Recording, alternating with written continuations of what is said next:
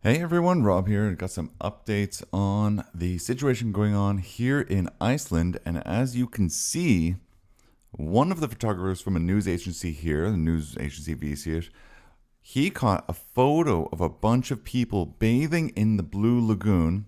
And it came out just today that the alleged bathers that were here and photographed yesterday were in fact employees of the Blue Lagoon itself. And this is what apparently Helga Arnardóttir, who is the executive director of sales, operations, and services of the Blue Lagoon, has said.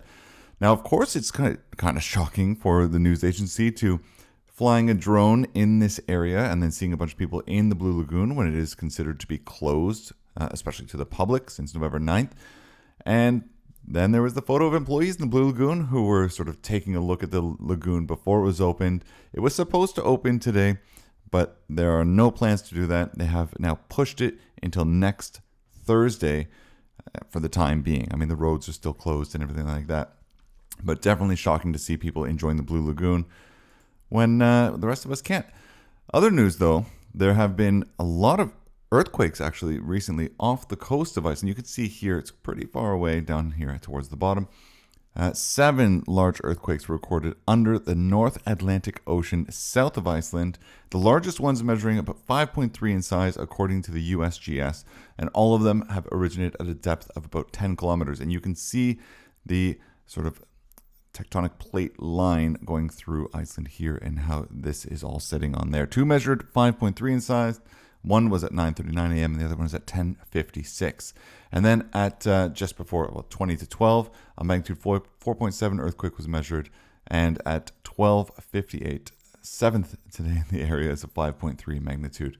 Now, the Loviso is a natural hazard expert at the Icelandic Meteorological Office, said in an interview with MBF that the earthquakes were not seen on their gauges just because of how far away it was. But of course, 200 earthquakes have been recorded on the Reykjanes Peninsula since midnight, which is an increase from the last few days. However, seismic activity has not changed much recently.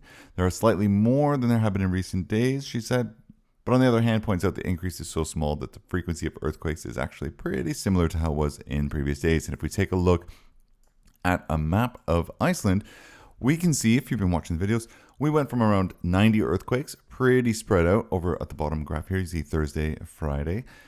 Pretty spread out, fairly low, around 1 in magnitude. And then as we move into this cluster here, we can see there was a few of them that popped up to the top. Now, one of those magnitude 3 up in the north of Iceland.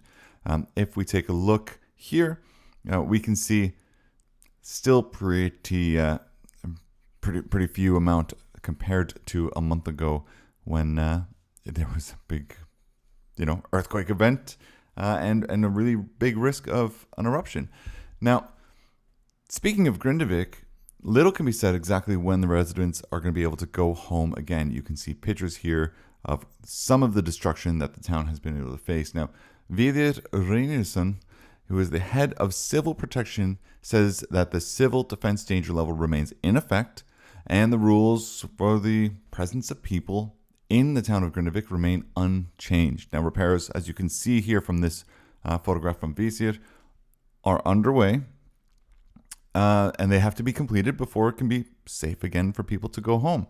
Unfortunately, it's pretty hard to say when that's going to be. They're always reviewing it, and as I mentioned in the last video, some of these cracks they are looking to perhaps not even fix and just kind of keep it as a memorial to what happened in this town.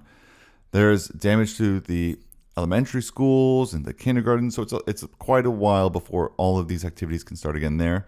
And they're looking at maybe even to the spring when those schools and different businesses can also open up.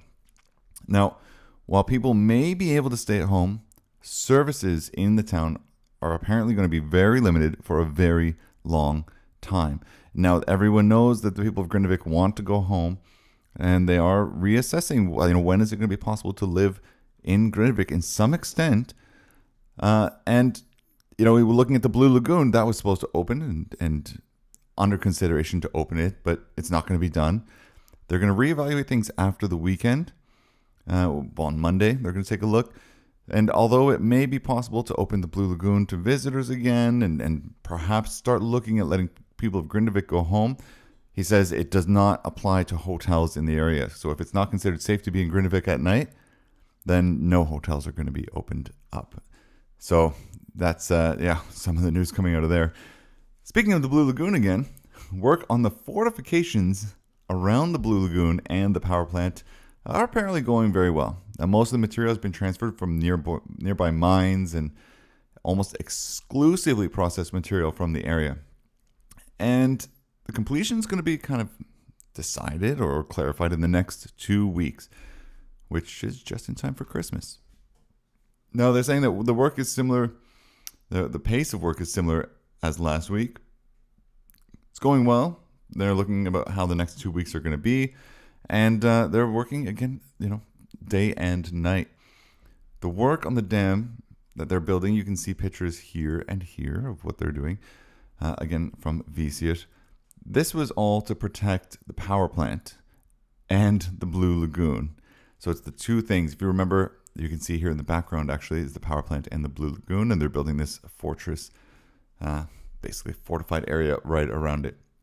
They've reduced the traffic into the area.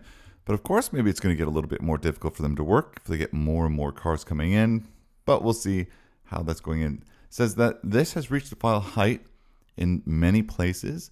Now, looking at it, it's really hard to tell here the actual height of what's going on. But you can see that they've dug it down and then pushed it up. So hopefully, I was at the last couple of eruptions. And I'm not going to lie, it goes pretty high up, several meters tall. So we'll just see.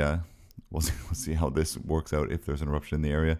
There's some sections that have a few meters left in height. They're constantly just working on it.